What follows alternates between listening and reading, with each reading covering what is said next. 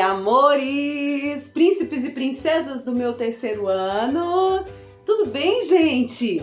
Olha, eu tenho uma coisa para contar para vocês. Essa semana está repleta de datas comemorativas. Vocês sabem que datas nós vamos comemorar essa semana? 19 de abril, que é dia do índio. Temos também dia 21 de abril, que é de Tiradentes. E também dia 22 de abril, descobrimento do Brasil. Mas hoje falaremos sobre o Dia do Índio, que é dia 19 de abril, que é o dia de hoje, né? E também sobre o descobrimento do Brasil no dia 22 de abril.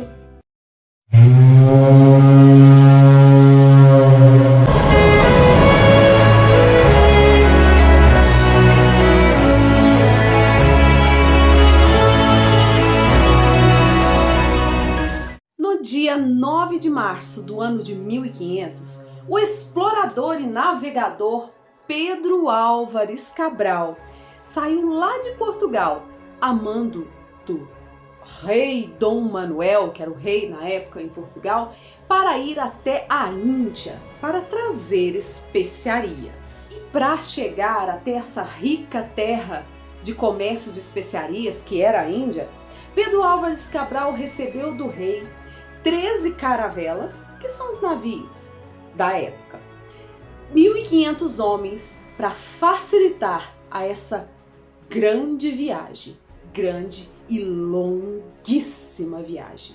Pedro Álvares Cabral, eu, Dom Manuel, rei de Portugal, ordeno a ti que vá até a Índia trazer para nós, pois, muitas especiarias e trazer a nosso país. E não demore, lhe darei 13 caravelas e 1.500 homens para fazer isto. Ora pois, vá logo. E lá se foi Pedro Álvares Cabral para essa viagem tão longa. Para Pedro Álvares Cabral e todos os tripulantes dessas caravelas, aquela viagem estava sendo muito cansativa, perigosa e longa demais. Então, Pedro Álvares Cabral teve uma ideia. Ora, pois essa viagem está durando tempo demais. Acho que vou mudar esse caminho, vou mudar essa rota. Quem sabe chego antes do tempo. Então, depois de decidir mudar a rota para tentar chegar mais rápido até a Índia, que Pedro Álvares Cabral avistou uma terra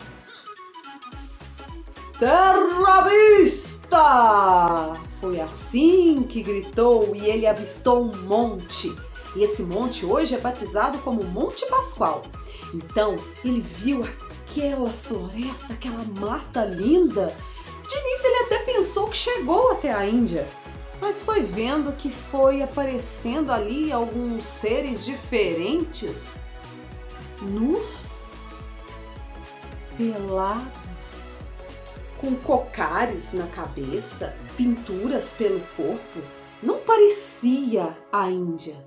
Foi então que Pedro Álvares Cabral se tocou que chegou e descobriu uma terra diferente. E ele finalmente chegou aqui, no Brasil. E sabem qual foi a data em que Pedro Álvares Cabral chegou aqui no Brasil? Em 22 de abril do ano de 1500. Quando Cabral chegou aqui no Brasil, ele encontrou aqui cerca de 2 a 5 milhões de índios. Os índios, eles não conheciam a escrita, muito menos sabiam falar como os portugueses. Eles tinham sua língua própria e os portugueses, para eles, eram pessoas estranhas. Assim como para os portugueses, os índios eram pessoas, seres estranhos. Os índios caçavam, pescavam, plantavam, fabricavam cerâmicas e também armas de caça. A primeira tribo encontrada pelos portugueses chamava-se Tupiniquins.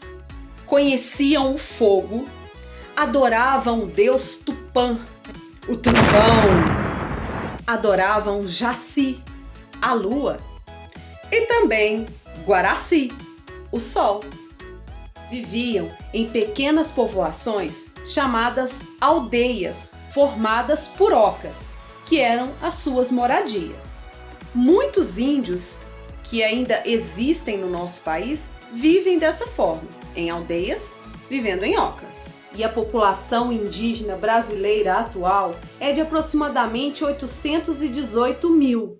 Nem se compara ao início, lá quando Pedro Álvares Cabral chegou até aqui, quando tinha 5 milhões.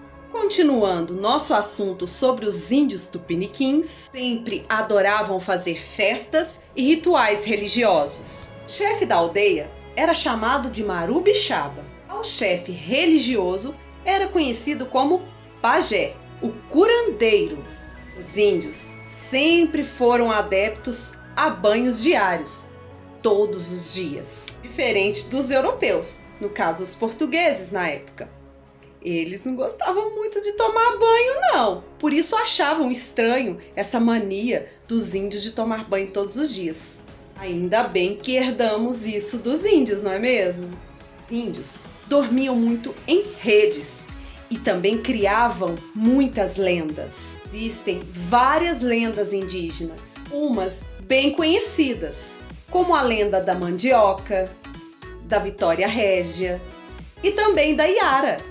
Os índios também colaboraram muito com o nosso vocabulário, acrescentando várias palavras que vocês conhecem: abacaxi, ipê, tietê, caatinga.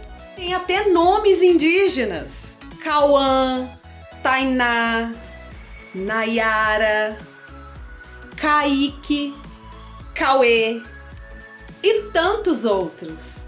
Que riqueza é a cultura indígena! Mas como eu disse a vocês anteriormente, os índios foram ficando extintos, acabando. E sabe como que isso começou? Ao chegar a essa terra linda, maravilhosa e cheia de riquezas, Portugal não perdeu tempo.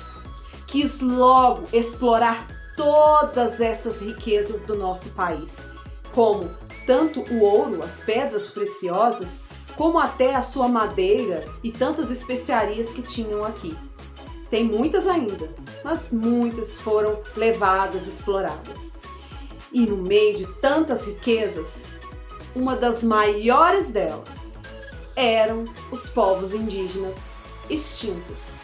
E como eles foram extintos?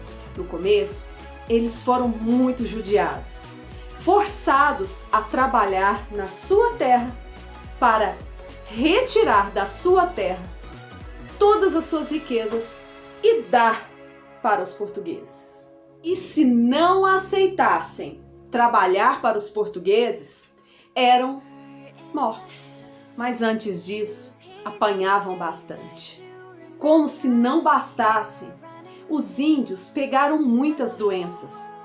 Como os povos portugueses eram diferentes e eles não tinham contato com outros povos, a não ser eles mesmos indígenas, eles não tinham resistência a essas doenças novas, então foram morrendo também de doenças. E foi assim que Portugal tomou posse dessa terra e permaneceu assim por muitos e muitos anos. Isso é que eu sempre digo: os índios é que sempre foram os verdadeiros donos dessa terra.